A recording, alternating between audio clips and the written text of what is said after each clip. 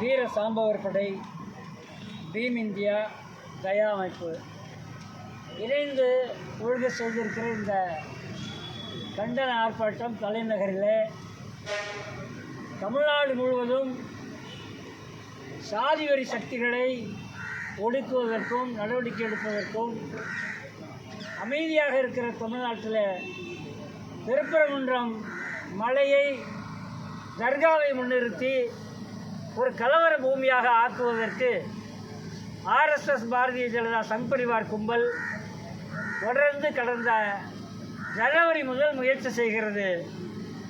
தொடக்கத்தில் சற்று தளர்வாக இருந்த தமிழ்நாடு அரசு தற்போது நீதிமன்ற தீர்ப்பு வந்தாலும் சரி அதை அமலாக்க மாட்டோம், அந்த தீர்ப்பு ஒரு தனிநபருடைய விருப்பங்களின் சாதிய மனோபாவத்தில் வருகிற தீர்ப்பாக இருக்கிறது, இது தமிழ்நாட்டு மக்களை பிளவுபடுத்துகிற தீர்ப்பாக இருக்கிறது என்பதை நடவடிக்கை எடுக்க தொடங்கி இருக்கிறது.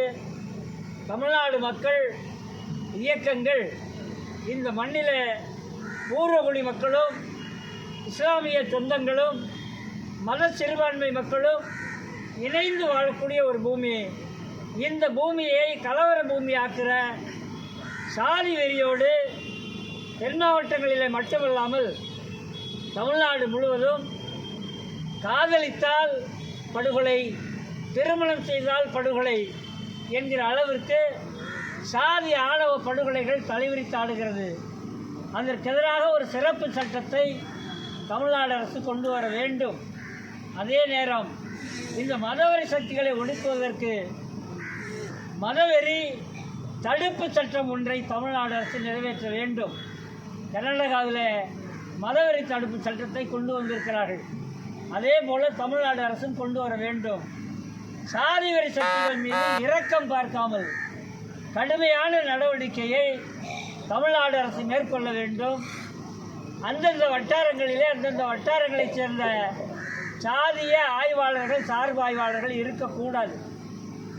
மாற்று சமூகங்களைச் சேர்ந்தவர்கள் தான் அந்தந்த காவல் நிலையங்களிலே, அந்தந்த சரகங்களிலே இருக்க வேண்டும். அந்த பகுதியில் வன்னியர் பகுதி என்றால் வன்னியர் அதிகாரிகள் இருக்கக்கூடாது. தேவமார்கள் ஏரியா என்றால் அந்த ஏரியாவிலே தேவமார் அதிகாரிகள் இருக்கக்கூடாது. கவுண்டர் ஏரியா என்றால் கவுண்டர்களால் நிர்வகிக்கப்படுவதாக அரசு அதிகாரமோ காவல்துறையோ இருக்கக்கூடாது. அதை பிரித்து போட்டு அங்கு இருக்கிற சமூக மக்களுக்கு உரிய பாதுகாப்பை வழங்க வேண்டும். தமிழ்நாடு முழுவதும் கடந்த காலங்களில் வழங்கப்பட்ட பஞ்சமி நிலங்களை கைப்பற்றி ஆதிக்க சக்திகள் கையிலே வைத்திருக்கிறார்கள். அதற்கெதிரான போராட்டத்தில் ஈடுபடுபவர்களை வெட்டுவது, கொலை செய்வது என்கிற செயல்கள் தொடர்கிறது. இதற்கெதிராக தமிழ்நாடு அரசை நாங்கள் வலியுறுத்துகிறோம். பஞ்சமி நில போராளிகளுக்கு ஆதரவாக, பாதுகாப்பாக தமிழ்நாடு அரசு இருக்க வேண்டும் என்ற வேண்டுகோளையும் இந்த ஆர்ப்பாட்டம் மூலமாக முன்வைக்கிறோம். நன்றி. நீதா பாண்டியன், தமிழ்நாடு கம்யூனிஸ்ட் கட்சி, மார்க்சியல் இந்திய மாவோ சங்கம். ரவிச்சந்திரன் அவர் பேசுவோம். சென்னை தானே தலைவர்